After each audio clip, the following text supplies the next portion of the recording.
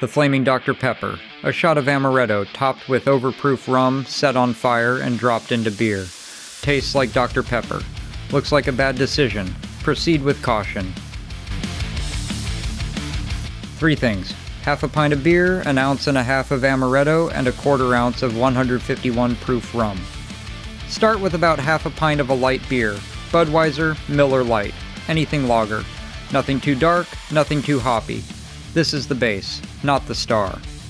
Pour an ounce and a half of amaretto into a shot glass. Disaronno is the classic, and that almond sweet flavor is exactly what mimics Dr. Pepper when it mixes with the beer. Carefully float a quarter ounce of 151 proof rum on top of the amaretto. Pour it over the back of a spoon so it stays separate. The high alcohol content is what lets you light it on fire. Light the rum with a lighter, it'll burn a soft blue flame.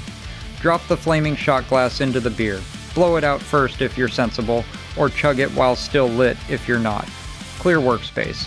Keep water close. Don't be a hero. Burn responsibly. This drink is a college-level catastrophe waiting to happen. Keep water close, and please, don't light your couch on fire. Come back and sit down for another drink soon.